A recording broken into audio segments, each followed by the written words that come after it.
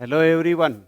विद्यार्थी मित्रांनो, आजच्या लेक्चरमध्ये आपणाला ॲडिशनबद्दलचे व्हेक्टर ॲडिशनबद्दलचे जे जे जे वेगवेगळे नियम आहेत ते आपणाला डिस्कस करायचं आहे. सुरुवातीच्या पार्टमध्ये एकदम सिंपल पार्ट जो आहे तो ॲडिशन ऑफ कोलिनियर व्हेक्टर आणि अँटी कोलिनियर व्हेक्टर आपण डिस्कस करणार आहे. बघा, ॲडिशन ऑफ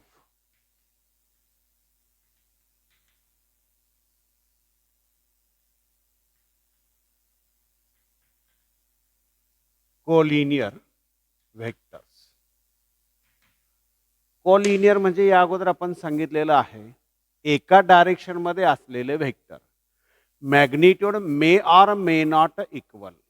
मॅग्निट्यूड सारखे असेलच असं काय नाही, मात्र एका डायरेक्शनमध्ये असणारे जे व्हेक्टर्स आहेत त्याला आपण या ठिकाणी कोलिनियर व्हेक्टर असं म्हटलेलं आहे. कशा पद्धतीने ॲड करता येतात बघा.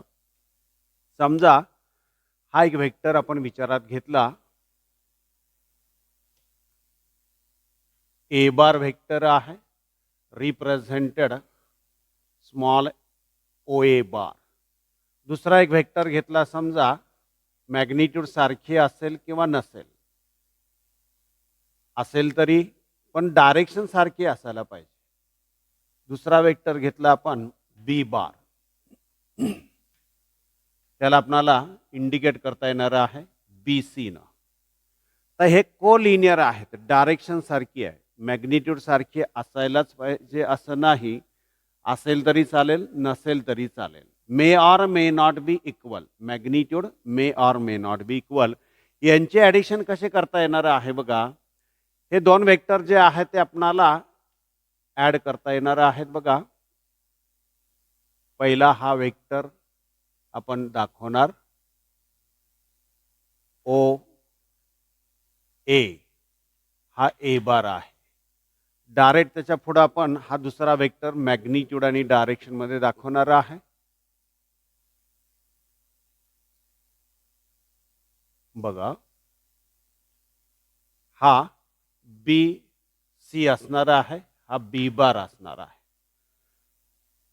दोघे एकाच डायरेक्शन मध्ये आहेत, म्हणजे आपल्याला रिझल्टंट वेक्टर जो आहे तो या राईट डायरेक्शन मधला मिळणार आहे.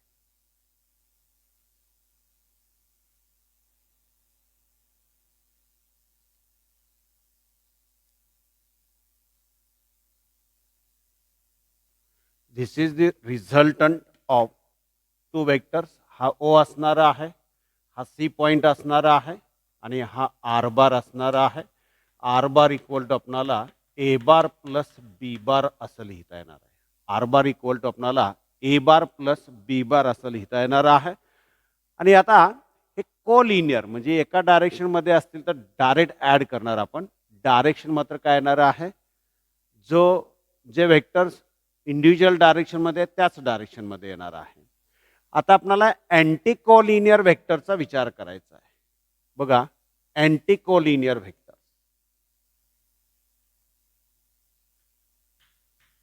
अँटी कोलिनियर व्हेक्टर म्हणजे हा ए बार आहे, बी बार बघा कसा दाखवणार आहे आपण.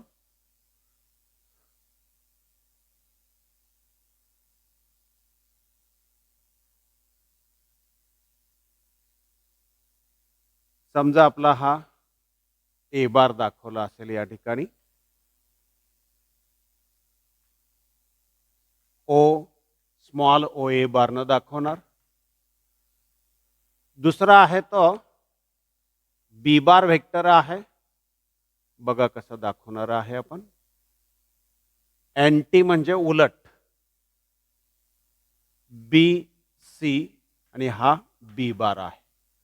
या दोघांची आपणाला काय करायचे, बेरीज करायची आहे. आपण काय करणार, याचा निगेटिव्ह व्हेक्टर घेणार आहे, या बी बारचा निगेटिव्ह व्हेक्टर घेणार आहे. कशा पद्धतीने दाखवता येईल बघा. हा मूळचा आपला ए बार असणार आहे,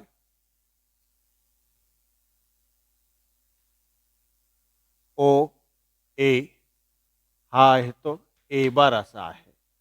हा बी बार बघा राईट लेफ्ट साईडला आहे, तो आपण राईट साईडला घेणार. मॅग्निट्यूड तेवढीच. निगेटिव्ह व्हेक्टरला काय असतं बघा, डायरेक्शन फक्त अपोजिट, मॅग्निट्यूड तेवढीच असणार आहे. म्हणजे इथपर्यंतचा हा वेक्टर येणार आहे. हा मायनस बी बार असणार आहे. हा जो वेक्टर आहे लेफ्ट साईडचा काय आहे बी बार, त्याचा निगेटिव्ह वेक्टर घेतला काय येणार आहे मायनस बी बार. तो आपणाला इथून असा काढता येणार आहे बी पॉइंट आणि सी पॉइंट. म्हणजे या दोघांचा रिझल्टंट काय येणार आहे हा ए बार त्यातनं एवढा वजा होणार आहे, म्हणजे राहणार आहे फक्त एवढाच वेक्टर. किती राहणार आहे हा पुढचा पार्ट सी ए बार काय राहणार आहे बघा सी ए बार एवढाच वेक्टर राहणार आहे. मोजून घेणार आहे आपण. This is the resultant of C A आणि याला आपण आर बार असं म्हणणार. आणि तो म्हणजे काय असणार आहे या दोघांची बेरीज म्हणजेच काय येणार बघा R bar equal to A bar minus B bar. दोघांच्या वजाबाकी एवढी मॅग्निट्यूड आणि डायरेक्शन जो जास्त किमतीचा आहे त्याच्या डायरेक्शन मधला व्हेक्टर असणार आहे. असं हे अँटी कोलिनियर व्हेक्टरसाठी आपल्याला सांगता येणार आहे. पुढे आपल्याला हे वेगळ्या डायरेक्शन मध्ये असतील तर त्याच्यासाठी आपल्याला काय करावं लागणार आहे बघा 3 लॉज आहेत या ठिकाणी. वेगळ्या डायरेक्शन मध्ये असतील तर वेगवेगळ्या डायरेक्शन मधले आपण व्हेक्टर विचारात घेतले तर 3 लॉज आहेत. एक आहे तो ट्रँगल लॉ ऑफ व्हेक्टर्स, दुसरा आहे तो पॉलिगॉन लॉ ऑफ व्हेक्टर्स, तिसरा आहे तो parallelogram law of vectors. Triangle law बद्दल सांगता येईल आपल्याला.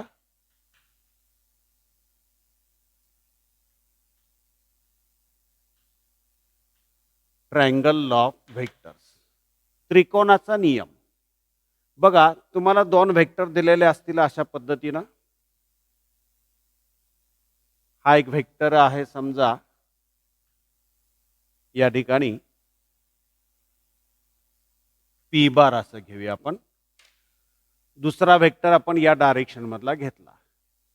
समजा ते एका डायरेक्शन मध्ये असतील तर डायरेक्ट ऍड केलं असतं, अपोजिट डायरेक्शन मध्ये असतील तर आपण सबट्रॅक्ट केलं असतं. मात्र वेगळ्या डायरेक्शन मध्ये बघा समजा या डायरेक्शन मध्ये हा समजा या ठिकाणी क्यू बार नावाचा व्हेक्टर आहे.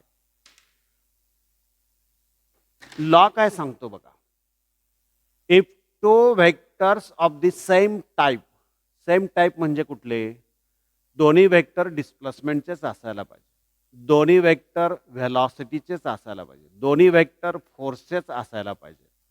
If two vectors of the same type are represented in magnitude and direction by the two sides of the triangle taken in order, क्रमानं काढायचे आहेत, then their resultant is represented in magnitude and direction by the remaining side of the triangle. त्रिकोणाला 3 बाजू आहेत, 2 बाजूनी असे हे 2 vector दर्शवलेले असतील तर तिसरी बाजू जी आहे ती या दोघांचा रिझल्टंट असणार आहे. आणि काढायचे कशा बघा which is drawn from the starting point of the first vector to the end point of the second vector. कसं सांगता येते बघा किंवा दाखवता येते बघा. त्रिकोणाच्या 2 बाजूनी 2 व्हेक्टर्स दर्शवलेले असतील इन मॅग्निट्यूड अँड डायरेक्शन. बघा इथं आपण पहिला व्हेक्टर घेणार आहे, जशी मॅग्निट्यूड आहे तेवढीच मॅग्निट्यूड, जशी डायरेक्शन आहे तशी डायरेक्शन. ओ ए बारनं हा पी बार इंडिकेट केला आपण. दुसरा बघा क्यू बार जसा आहे तसाच काढणार आहे या ठिकाणी. बघा त्याची डायरेक्शन जशी आहे तशीच, किंमत जेवढी आहे तेवढीच काढायची आहे. हा व्हेक्टर आहे, याला आपण ए बी बार असं म्हणणार आहे. हा क्यू बार आहे. त्रिकोणाच्या 2 बाजूनी 2 व्हेक्टर्स मॅग्निट्यूड आणि डायरेक्शन मध्ये दर्शवलेले असतील, टेकन इन ऑर्डर म्हणजे पहिला काढल्यानंतर त्याच्याच पुढे जायचं आहे, मागे यायचं नाही, क्रमानं जायचं आहे पुढं. तर या दोघांचा रिझल्टंट म्हणजे काय, त्रिकोणाची राहिलेली बाजू. मात्र वेक्टर कसा काढायचा, which is drawn from the starting point of the first vector म्हणजे ओ पासून to the end point of the second vector म्हणजे बी पर्यंत काढायचा. वेक्टर काढायचा तो अशा पद्धतीने काढायचा आहे. बघा वेक्टर आहे तो आपल्याला या डायरेक्शन मध्ये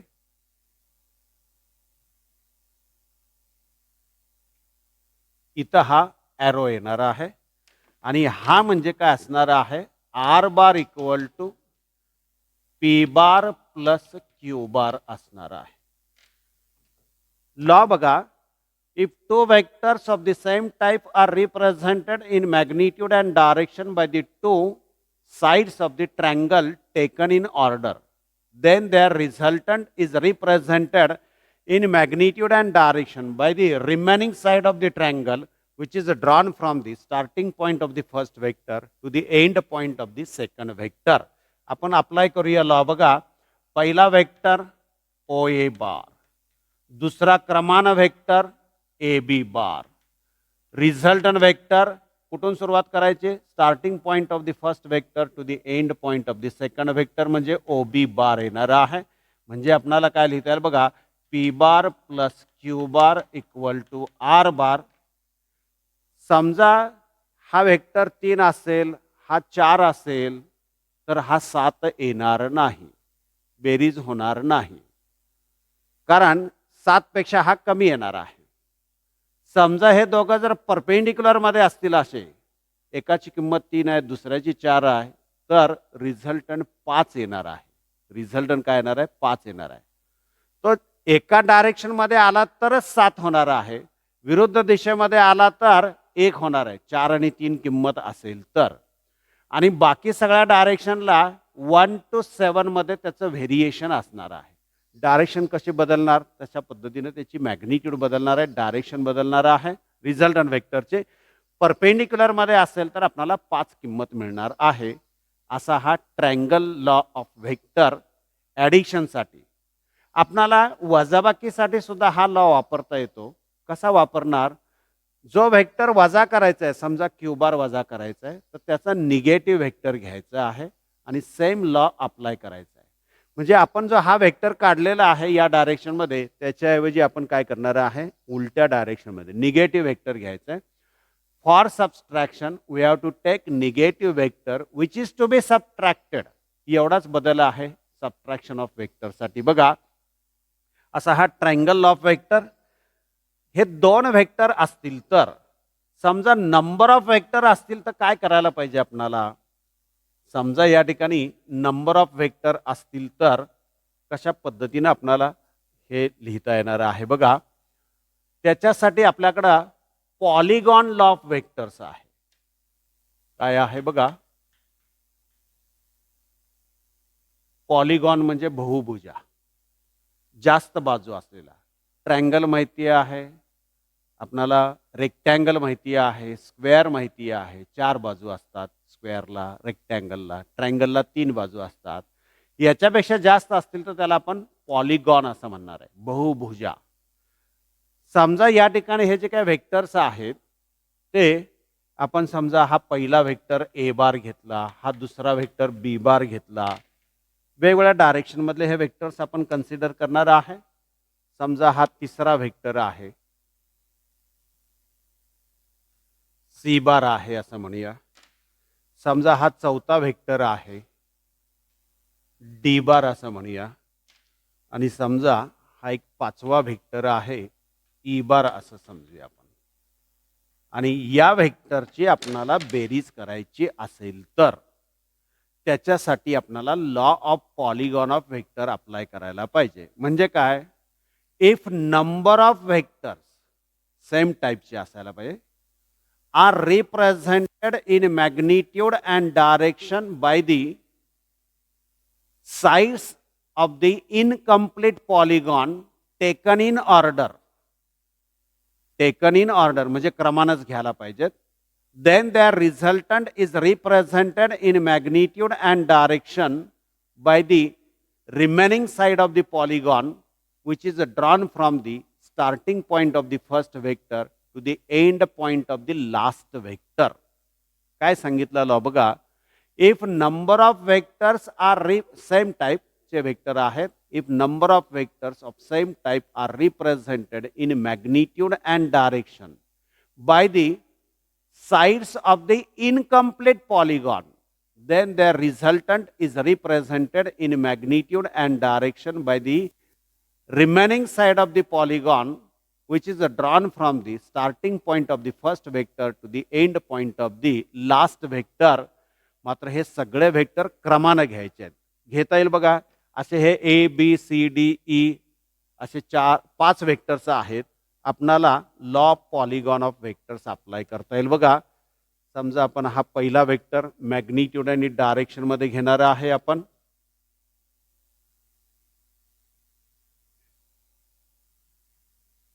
ओ स्मॉल ए ने इंडिकेट करूया, ओ ए बार ए बार. दुसरा वेक्टर बघा बी बार आहे, जसा आहे तसाच काढायचा आहे.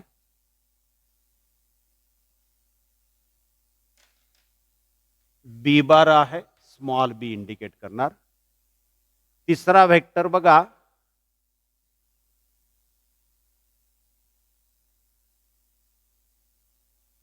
या डायरेक्शन मध्ये आहे जवळपास. बघा इथं आपल्याला हा सी असं लिहिता येईल, हा सी बार वेक्टर आहे. चौथा वेक्टर बघा कसा दाखवलेला आहे, या डायरेक्शन मध्ये आहे.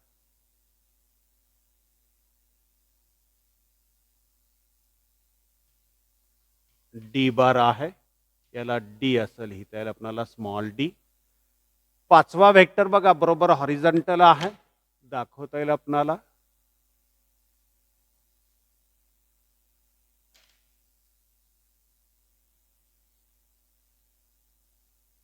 याला आपल्याला ई असं लिहिता येईल. हा वेक्टर ई बार आहे. तर रिझल्टंट येणारा आहे तो काय म्हणतो बघा, हा इनकम्प्लीट पॉलिगॉन आहे.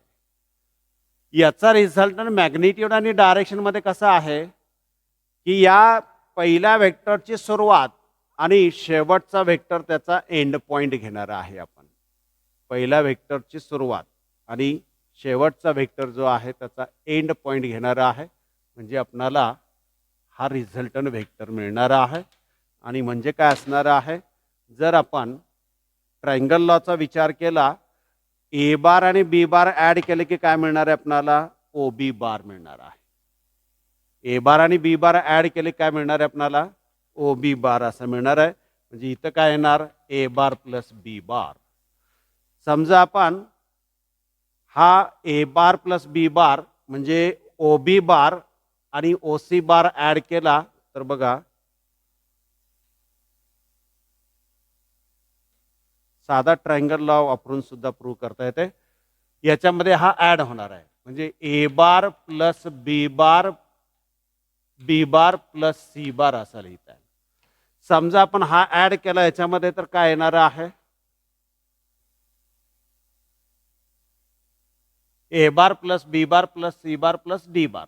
A bar plus B bar plus C bar plus D bar. आणि आता पुन्हा ट्रायंगल लॉ अप्लाय केला तर काय येणार आहे, R bar equal to A bar plus B bar plus C bar plus D bar plus E bar. अशा पद्धतीनं law of polygon of vector triangle लॉच्या सहाय्याने सुद्धा आपल्याला एक्सप्लेन करता येणार आहे. पुढे आपल्याला की वेक्टर ॲडिशन जी आहे ती कम्युटेटिव्ह आहे असं सांगता येते. त्याचबरोबर डिस्ट्रीब्युटिव्ह आहे असं सांगता येते. त्याचबरोबर असोसिएटिव्ह आहे असं सुद्धा सांगता येते. 3 याच्यामधले लॉज आहेत. वेक्टर ॲडिशन इज कम्युटेटिव्ह म्हणजे त्याची ऑर्डर बदलता येते. म्हणजे काय, ए बार प्लस बी बार असेल तर आपणाला बी बार प्लस ए बार सुद्धा करता येणार आहे ॲडिशनच्या बाबतीमध्ये. Vector addition is commutative. Vector addition is commutative म्हणजे काय सांगता येते बघा, ए बार प्लस बी बारचा रिझल्ट जो आहे तो म्हणजे बी बार प्लस ए बार सुद्धा मिळणार आहे. दोन वेक्टर्स आहेत. हा एक वेक्टर आहे, समजा हा दुसरा वेक्टर आहे.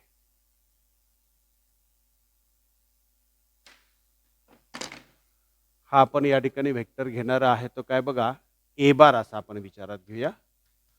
हा बी बार आपण विचारात घेतला, ओ. त्याचबरोबर याला इंडिकेट करण्यासाठी आपण पी आणि इथं आपणाला क्यू असं घेऊया. आता या दोन वेक्टरची बेरीज आपल्याला करायची आहे आणि ए बार प्लस बी बार आणि बी बार प्लस ए बार सारखाच आहे दाखवायचं आहे.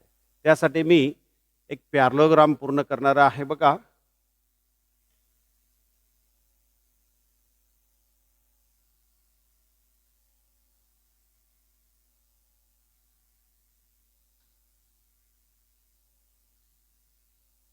याला फार तर असं इथं क्यू घेऊया, इथं यस घेऊया आणि आता याचा एक डायगोनल काढूया आपण.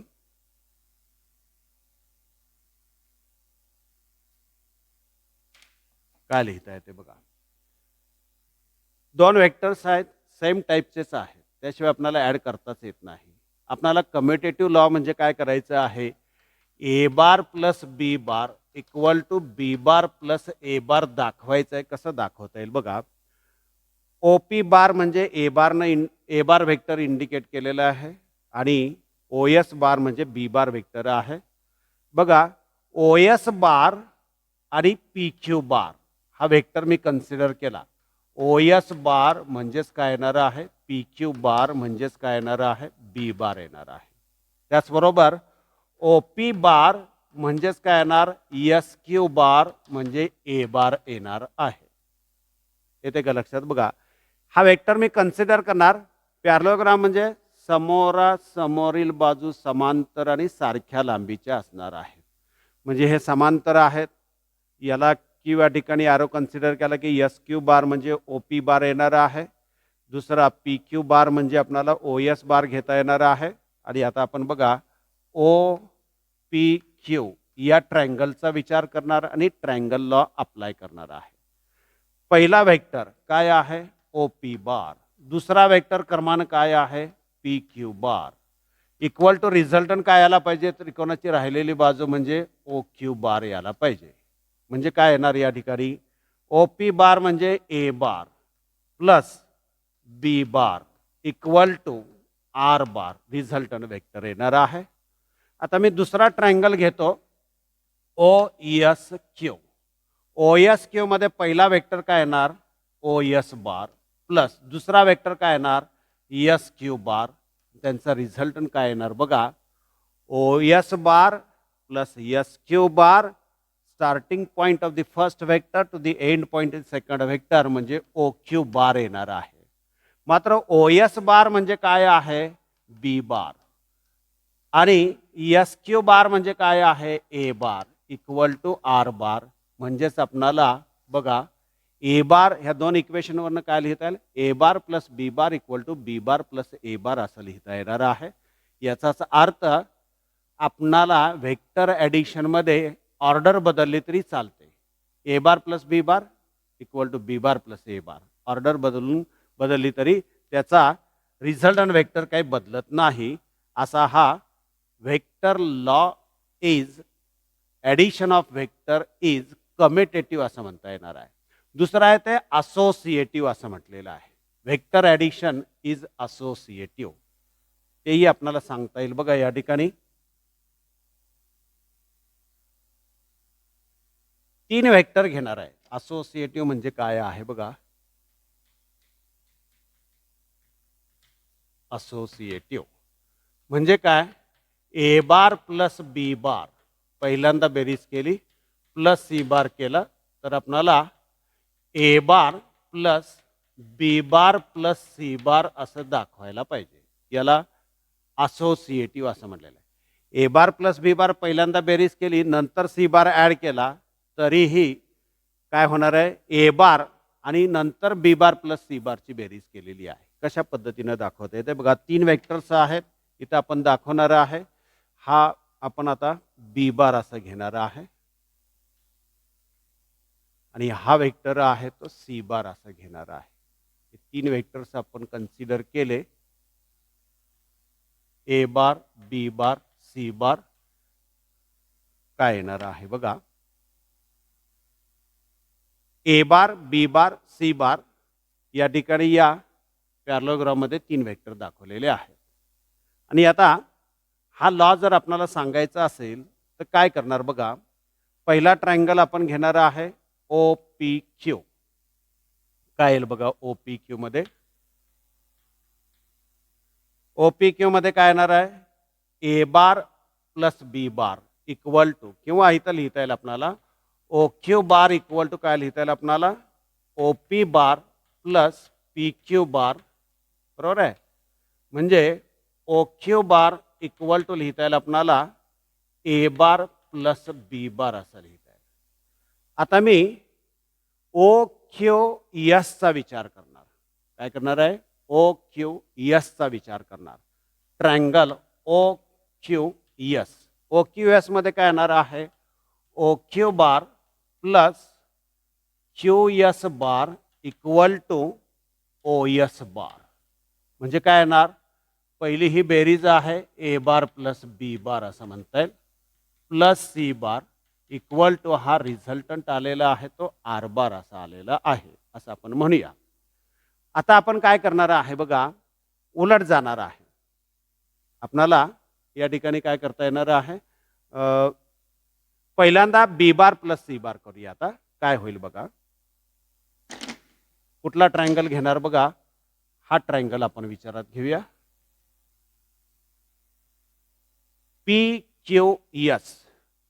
ट्रायंगल पी क्यू एस मध्ये पहिला काय येणार, P Q bar plus Q S bar equal to काय येणार, P Q bar plus Q S bar म्हणजे पी एस बार येणार. काय येणार आहे, पी एस बार. म्हणजे काय असणार आहे बघा, B bar plus C bar equal to P S bar.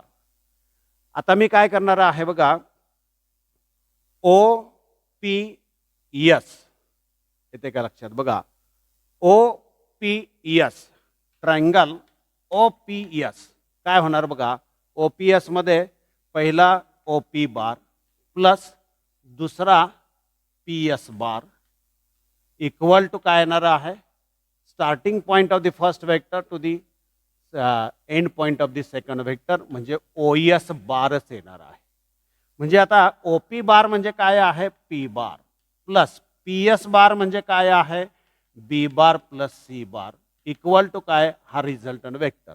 आता हे दोन इक्वेशन्स बघितले आपण तर काय लक्षात येते बघा, A bar plus B bar plus C bar equal to A bar plus B bar plus C bar. म्हणजे आपण हा असोसिएटिव्ह लॉ जो आहे तोही आपणाला साध्या आपल्या ट्रायंगल लॉ ऑफ वेक्टरवरती व्हेरीफाय करता आलेला आहे. आणखीन एक आहे तो डिस्ट्रीब्युटिव्ह लॉ म्हणून आहे. म्हणजे काय आहे बघा, स्केलर नंबर जो आहे तो आपणाला वेक्टरला डिस्ट्रीब्यूट करता येणार आहे. Vector addition is a distributive. म्हणजे समजा lambda into bracket A bar plus B bar असेल तर आपणाला lambda A bar plus lambda B bar असं लिहिता येणार आहे. याला डिस्ट्रीब्युटिव्ह लॉ असं म्हटलेलं आहे. आणि आता यातला तिसरा जो काय लॉ आहे, म्हणजे पहिला आपण काय सांगितलं की ट्रायंगल लॉ ऑफ वेक्टर, दुसरा law of polygon of vector, आणि वेक्टर ॲडिशनसाठी कम्युटेटिव्ह लॉ, असोसिएटिव्ह लॉ आणि डिस्ट्रीब्युटिव्ह लॉ. आणि आता वेक्टर ॲडिशन मधला पॅरलोग्राम लॉ ऑफ वेक्टर आपल्याला सांगायचा आहे बघा.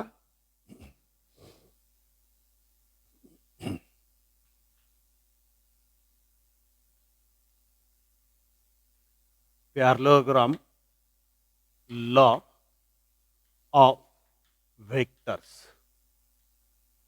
कशा पद्धतीने सांगता येईल बघा. समांतर भुज चौकोनाचा नियम. दोन वेक्टर्स आहेत. समजा हा एक वेक्टर आपण कन्सिडर केला, दोन व्हेक्टर्स आहेत, ॲडजसंट साइड्स आहेत त्यांच्या. पॅरलोग्रामच्या काय आहेत या ठिकाणी ॲडजसंट साइड्स दाखवलेले आहेत. समजा हा पी बार आहे, हा क्यू बार आहे, ओ ए बार आणि ओ बी बारनं इंडिकेट केलेले आहेत. याचा आपण समांतरभुज चौकोन तयार करणार आहे.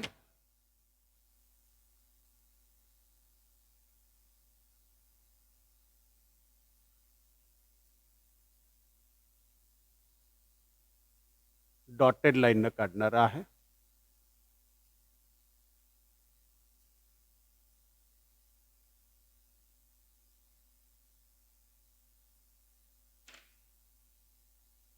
बघा, याला आपण सी असं म्हणणार आहे point. If two vectors of the same type are represented in magnitude and direction by the two adjacent sides of the parallelogram. हा समांतरभुज चौकोन आहे. याच्या दोन लगतच्या बाजूनी जर दोन व्हेक्टर सारख्याच टाईपचे दर्शवलेले असतील मॅग्निट्यूड आणि डायरेक्शन मध्ये, तर यांचा रिझल्टंट म्हणजे काय असतो, डायगोनल असतो. दोन डायगोनल आहेत, त्यातला कुठला डायगोनल बघा, which is drawn from the common point of two vector. हा पी बार आहे, क्यू बार आहे, कॉमन पॉइंट ओ आहे. याच्यामधून काढलेला हा जो काय डायगोनल आहे तो आपणाला या दोघांचा रिझल्टंट घेता येणार आहे. बघा, हा वेक्टर म्हणजे काय आहे, आर बार, तो म्हणजे आपणाला पी बार प्लस क्यू बार दाखवायचा आहे. साध्या ट्रायंगल लॉ प्रमाणे सुद्धा दाखवता येईल. लॉ काय सांगतो, if two vectors of the same type are represented in magnitude and direction by the two adjacent sides of the parallelogram, then their resultant is represented in magnitude and direction by the diagonal which is drawn from the common point of two vectors. म्हणजे काय, समांतरभुज चौकोनाच्या दोन बाजूनी जर दोन vector magnitude आणि direction मध्ये दाखवलेले असतील, दर्शवलेले असतील, तर त्यांचा रिझल्टंट मॅग्निट्यूड आणि डायरेक्शन मध्येच त्यांच्या डायगोनल मध्ये असणार आहे. कुठला diagonal, which is drawn from the common point of two vectors. या दोन वेक्टरच्या कॉमन पॉइंट मधून जाणारा जो काही डायगोनल आहे तो म्हणजे या दोघांचा रिझल्टंट आहे. साधा ट्रायंगल लॉ सांगून सुद्धा किंवा वापरून सुद्धा आपल्याला इथं हा व्हेरीफाय करता येतो. बघा, ओ ए सी, ट्रायंगल ओ ए सी आपण घेतला तर काय येणार बघा, पहिला vector O A bar plus क्रमानं दुसरा vector A C bar equal to resultant vector O C bar. O A bar म्हणजे काय, पी बार. ए सी बार म्हणजेच काय आहे, हे दोन्ही वेक्टर सारखेच आहेत ना, म्हणजे आपल्याला क्यू बार असं लिहिता येईल. आणि ओ सी बार म्हणजे काय आहे बघा, तो रिझल्टंट वेक्टर आहे. असा हा ट्रायंगल लॉवरून आपल्याला व्हेरीफाय करता येतो. याला आपल्याला मॅथमॅटिकल इक्वेशन्स डिराईव्ह करायचे आहेत. मॅथमॅटिकली आपण त्याची मॅग्निट्यूड आणि डायरेक्शन कॅल्क्युलेट करणार आहे. कशा पद्धतीनं करता येते बघा, यासाठी आपण या सी पासून आपण परपेंडिक्युलर काढणार आहे. बघा, या सी पासून या ओ ए वरती आपण परपेंडिक्युलर काढणार आहे. ओ ए आपण पुढे वाढवणार आहे, त्याला डी असं पॉइंट नाव देणार आहे. या दोघांमधला अँगल आहे तो थीटा असा घेणार आहे. हा अँगल सुद्धा आपल्याला थीटा मिळणार आहे. या रिझल्टंटचा पी बार बरोबरचा जो अँगल आहे तो आपण या ठिकाणी अल्फा असं घेणार आहे. तर या रिझल्टंटचा क्यू बार बरोबरचा अँगल आहे तो आपण बीटा असं घेणार आहे. ओ ए आपण वाढवलेला आहे आणि सी पासून त्याच्यावरती परपेंडिक्युलर काढलेला आहे. ओ ए आपण वाढवलेला आहे आणि सी पासून त्याच्यावरती परपेंडिक्युलर काढलेला आहे. साधा पायथागोरस आपण वापरणार आहे आणि कशा पद्धतीने सोडवता येते बघा. मोठा काटकोन त्रिकोण घेणार, ओ डी सी. काय आहे बघा, ओ डी सी मध्ये O C square equal to O D square plus काय लिहिता येईल बघा, C D square.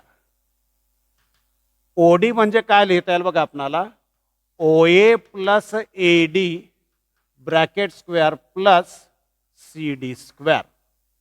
A plus B bracket square expansion विस्तार करायचा आहे, A square plus B square plus 2ab प्रमाणे काय लिहिता येईल बघा, O C square equal to O D म्हणजे काय, O A plus A D, O A square plus 2 OA A D plus A D square plus C D square.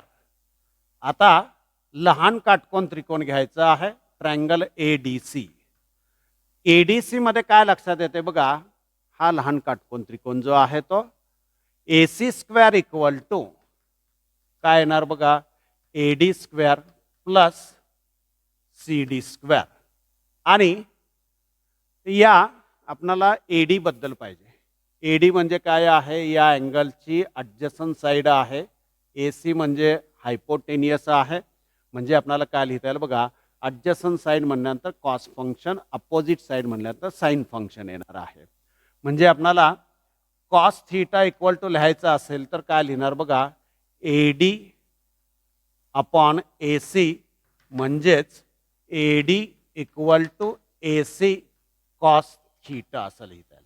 Value substitute करणार, OC square equal to OA square plus 2OA आणि आता AD म्हणजे AC cos theta plus AD square plus CD square म्हणजे AC square असं येणार आहे.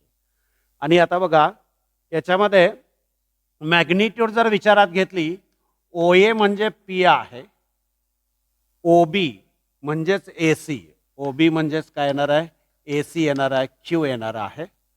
आणि या व्हॅल्यूज आपण या ठिकाणी सबस्टिट्यूट करणार आहे, काय येणार बघा.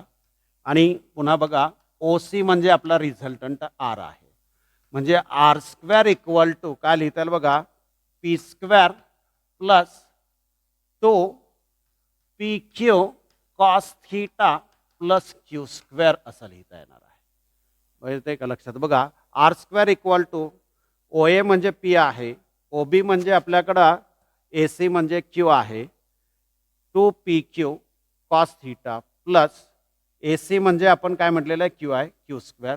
किंवा R इक्वल टू लिहिता येईल आपल्याला root of P square plus 2PQ cos theta plus Q square असं हे रिझल्टंट व्हेक्टरच्या मॅग्निट्यूडचं इक्वेशन. आता आपल्याला डायरेक्शन सांगायचे आहे. कशी सांगता येईल बघा डायरेक्शन, बघा हा रिझल्टंट व्हेक्टर आहे. डायरेक्शन बघा मी खाली घेतला तर हा रिझल्टंटचा P बार बरोबरचा अँगल बघा अल्फा, अल्फा काय होते, बदलते. डायरेक्शन बदलली, अल्फा बदलला. किंवा या B बार बरोबर किंवा या Q बार बरोबर रिझल्टंटचा Q बार बरोबरचा अँगल सुद्धा बदलतो. म्हणजे एकतर आपणाला अल्फा काढायला पाहिजे किंवा बीटा काढायला पाहिजे. काय करायला पाहिजे, अल्फा काढला तरी चालतो, बीटा काढला तरी चालतो, कारण यांची किंमत बदलली की याची डायरेक्शन बदलणार आहे.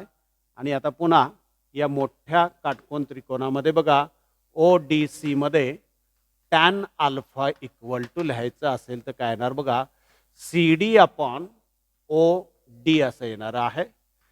टॅन अल्फा इक्वल टू लिहायचं असेल तर इथं काय लिहिता येईल बघा, CD अपॉन OD म्हणजे OA प्लस AD असं लिहिता येणार आहे. आता एक इक्वेशन आपल्याकडे आहे, कुठलं आहे बघा, ADचं, AC कॉस थीटा. आता CD म्हणजे काय आहे, थीटाच्या समोरची बाजू आहे, म्हणजे आपल्याला साइन फंक्शन घेता येईल. Sine theta equal to CD upon AC म्हणजेच काय लिहिता येईल बघा, CD अपॉन AC लिहिता येईल, CD equal to AC sine theta असं लिहिता येईल. आणि आपण या व्हॅल्यू सबस्टिट्यूट करणार आहे, काय येणार बघा,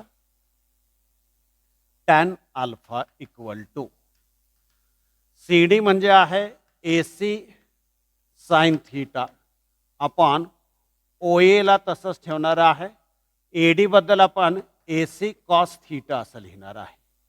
आणि आता टॅन अल्फा इक्वल टू काय आहे बघा, AC ए सी म्हणजे किमतीनं काय आहे, क्यू आहे. Q sine theta upon O A म्हणजे पी आहे, P plus Q cos theta. असं हे डायरेक्शनचं इक्वेशन आपणाला रिराईट करता येणार आहे. बघा पुन्हा टॅन अल्फा इक्वल टू काय लिहिता येईल बघा, टॅन अल्फा इक्वल टू किंवा अल्फा इक्वल टू लिहिता येईल आपणाला tan inverse Q sine theta upon P plus Q cos theta. हे या डायरेक्शनचं इक्वेशन इथं आपल्याला सांगता आलेलं आहे. समजा आपल्याला बीटा पाहिजे असेल, बीटासाठी आपण काय करणार बघा, फक्त ऑर्डर बदलणार आहे. पी जिथं पी आहे तिथं क्यू करणार आहे, जिथं क्यू आहे तिथं पी करणार आहे. म्हणजे काय येणार बघा, P sign theta upon Q plus P cos theta. हे बीटाचं इक्वेशन. तुम्ही अल्फा काढा किंवा बीटा काढा, तुम्हाला डायरेक्शन मिळणार आहे.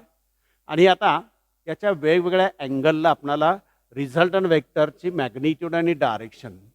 पहिला पार्ट आहे तो थीटा जर 0 असेल तर, दोघांमधला अँगल 0 असेल तर काय येणार बघा, R equal to P square plus cos 0 ची व्हॅल्यू 1 आहे, 2 PQ प्लस क्यू स्क्वेअर. म्हणजे आपल्याला काय लिहिता येणार बघा, root of P plus Q bracket square. म्हणजे आर इक्वल टू आपल्याला पी प्लस क्यू मिळणार आहे. अल्फा बघा किती मिळणार आहे, साइन थीटा 0 येणार आहे, त्यामुळं अल्फाची व्हॅल्यू 0 येणार. दुसरी केस आहे बघा, जर थीटा 180 डिग्री असेल तर कॉस 180 ची व्हॅल्यू -1 आहे. सबस्टिट्यूट केली काय येणार बघा, R equal to root of P square -2 PQ. Cos थीटाची व्हॅल्यू -1 असल्यामुळे इथं मायनस येणार आहे, प्लस क्यू स्क्वेअर. म्हणजे काय येणार, root of P minus Q bracket square. म्हणजे आर इक्वल टू आपणाला पी मायनस क्यू मिळणार आहे. अल्फा इक्वल टू काय बघा, साइन 180 सुद्धा काय 0चं आहे. म्हणजे अल्फा इक्वल टू 0च मिळणार आहे. आणि तिसरी किंमत बघा आपणाला या ठिकाणी सांगता येणार आहे, ती म्हणजे 90 डिग्रीसाठी. तिसरी केस आहे, समजा थीटा जर 90 डिग्री असेल तर काय लिहिता येईल बघा, आर इक्वल टू कॉस 90 ची व्हॅल्यू 0 आहे, P square plus 0 plus Q square. म्हणजे R equal to root of P square plus Q square. याच्या पुढे सिम्प्लिफाय करता येणार नाही. आणि आता अल्फा इक्वल टू किंवा tan alpha equal to, alpha equal टूचं इक्वेशन आहे टॅन इनव्हर्स काय येणार बघा, क्यू साइन 90, साइन 90 ची व्हॅल्यू किती आहे 1 आहे, divided by P plus Q cos 90, cos 90 ची व्हॅल्यू 0 आहे. त्यामुळं या केसमध्ये आपल्याला अल्फाची व्हॅल्यू मिळणार आहे ती tan inverse Q upon P. अशा वेगवेगळ्या अँगलसाठी आपल्याला त्यांच्या व्हॅल्यूज फाइंड आउट करता येणार आहेत. बघा असा हा ॲडिशनचा पार्ट. कोलिनियर, अँटी कोलिनियर वेगळ्या डायरेक्शनमध्ये असतील तर ट्रँगल लॉ, पॉलिगॉन लॉ आणि law of parallelogram of vector. Triangle law आणि पॉलिगॉन लॉ वेक्टर जे आहेत ते जॉमेट्रिकल आहेत, म्हणजे फिगर काढल्याशिवाय सांगता येत नाही. तर हा पॅरलोग्राम लॉ जो आहे तो ॲनालिटिकल आहे. म्हणजे तुम्हाला 2 वेक्टरच्या मॅग्निट्यूड डायरेक्शन दिले असतील तर रिझल्टंट वेक्टरची तुम्हाला काय करता येणार आहे, मॅग्निट्यूड आणि डायरेक्शन कॅल्क्युलेशन बाय कॅल्क्युलेशन करता येणार आहे.